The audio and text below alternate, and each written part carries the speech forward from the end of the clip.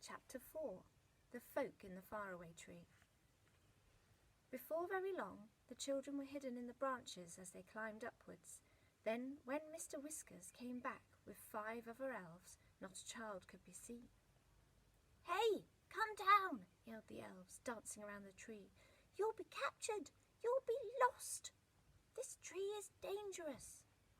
Joe laughed and peered down. The faraway tree seemed to be growing acorns just where he was, so he picked one up and threw it down.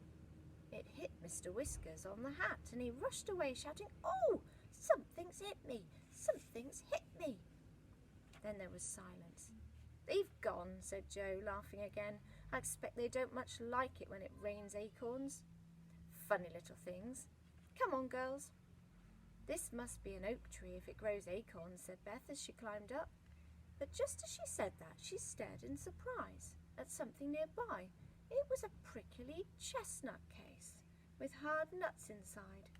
"Good gracious," she said, "it's growing horse chestnuts here. What a very peculiar tree." "Well, let's hope it will start to grow apples and pears higher up," said Franny with a giggle. "It is a most extraordinary tree." Soon they were quite high up. When Joe parted the leaves and tried to see out of the tree, he was amazed to find he was far higher than the tallest tree in the wood. He and the girls looked down on the top of all the other trees, which looked like a broad green carpet below. Joe was higher than the girls. Suddenly he gave a shout. "I say, girls, come and look up here by me. Quickly, I've found something odd." Beth and Franny climbed up quickly. "Why, it's a window in the tree," said Beth in astonishment. They all peered inside, and suddenly the window was flung open, and an angry little face looked out with a nightcap on. "Rude creatures!" shouted the angry little man, who looked like a pixie. "Everybody that climbs this tree peeps in at me. It doesn't matter what I'm doing, there's always someone peeping." The children were too astonished to do anything but stare. The pixie disappeared and came back with a jug of water. He flung it at Beth and soaked her. She gave a scream. "Perhaps you won't go peeping into other people's houses next time," said the pixie with a grin, and he slammed the window shut again and drew the curtain. "Well," said Beth, trying to wipe herself dry with her handkerchief, "what a rude little man." "We'd better not look in any windows we pass," said Joe. "But I was so surprised to see a window in the tree." Beth soon got dry. They climbed up again and soon had another surprise. They came to a broad branch that led to a yellow door, set neatly into the big trunk of the faraway tree. It had a little door knocker and a brightly polished bell. The children stared at the door. "I wonder who lives there," said Franny. "Shall we knock and see?" said Joe. "Well, I don't want water all over me again," said Beth. "We'll ring the bell and then hide behind this branch," said Joe. "If anyone thinks he's going to throw water at us, he won't find us." So Joe rang the bell, and then they all hid carefully behind a big branch. A voice came from inside the door. "I'm washing my hair. If that's the butcher, please leave a pound of sausages." The children stared at each other and laughed. It was odd to hear talk of butchers coming up the faraway tree. The voice shouted again. "If it's the oil man, I don't want anything. And if it's the red dragon, he must call again next week." "Good gracious," said Beth, looking rather frightened. "The red dragon? I don't like the sound of that." At that moment the yellow door opened and a small fairy looked out. Her hair was fluffed out round her shoulders drying, and she was rubbing it with a towel. She stared at the peeping children. "Did you ring my bell?" she said. "What do you want?" "We just wanted to see who lived in the funny little tree house," said Joe, peering in at the dark room inside the tree. The fairy smiled. She had a very sweet face. "Come in for a moment," she said. "My name's Silky, because of my silky hair. Where are you off to?" "We're climbing the faraway tree to see what's at the top," said Joe. "Well, be careful you don't find something horrid," said Silky, giving them each a chair in her dark little tree room. Sometimes there are delightful places at the top of the tree, but sometimes there are strange lands too. Last week there was the land of Hippity Hop, which was dreadful.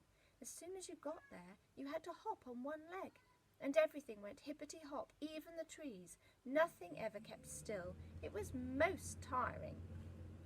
It does sound exciting, said Beth. Where's our food, Joe? Let's ask Silky to have some. Silky was pleased. She sat there brushing her beautiful golden hair and ate sandwiches with them. She brought out a tin of pop cakes, which were lovely. As soon as you bit into them, they went pop, and suddenly you found your mouth filled with new honey from the middle of the little cakes. Franny took 7, one after another, for she was rather greedy. Beth stopped her. No, you'll go pop if you eat any more, she said. Do a lot of people live in this tree, said Joe. Yes, lots, said Silky. They move in and out, you know, but I'm always here, and so is the angry pixie down below. Oh, yes, we've seen him, said Beth. Who else is there? There's Mr. What's-his-name above me, said Silky.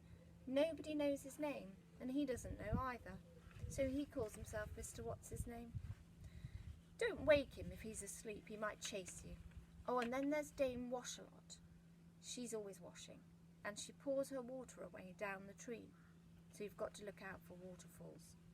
This is such an interesting and exciting tree, said Beth, finishing her cake. Joe, I think we ought to go now, or we'll never get to the top. Goodbye, Silky. We'll come and see you again one day. Do, said Silky. I'd like to be friends. They all left the dear little round room in the tree and began to climb once more. Not long after, they heard a peculiar noise. It sounded like an aeroplane throbbing and roaring. There can't be an aeroplane in the tree, said Joe. He peered all around, and then he saw what was making the noise. A funny old gnome sat in the deck chair on a broad branch, his mouth wide open, his eyes fast shut, snoring hard. It's Mr. What's-his-name, said Beth. What a noise he makes. Mind we don't wake him. I shall put a cherry in his mouth and see what happens, said Joe, who was always ready for a bit of mischief. The faraway tree was now growing cherries all around for a change, so there were plenty to pick. No, Joe, no, said Beth. You know what Silky said, he might chase us. I don't want to fall out of the faraway tree and bump down from bough to bough, if you do. So they all crept past old Mr. What's-his-name and went on climbing up the faraway tree. For a long time nothing happened except that the wind blew in the tree. The children did not pass any more houses or windows in the tree, and then they heard another noise, a rather peculiar one. They listened. It sounded like a waterfall, and suddenly Joe guessed what it was. It's Dame Wash-a-lot throwing out a dirty water, he yelled. Look out, Beth! Look out, Franny! Down the trunk of the tree poured a lot of blue soapy water. Joe dodged it. Franny slipped under a broad branch, but poor old Beth got splashed from head to foot. How she shouted! Joe and Franny had to lend her their handkerchiefs. I'm so unlucky, sighed Beth. That's twice I've been soaked today. Up they went again, passing 2 more little doors and windows, but seeing no one else, and at last they saw above them a vast white cloud. Look, said Joe in amazement. This cloud has a hole in it, and the branches go up. I believe we're at the very top of the tree. Shall we creep through the hole and see what land is above? Let's, cried Beth and Franny, and so up they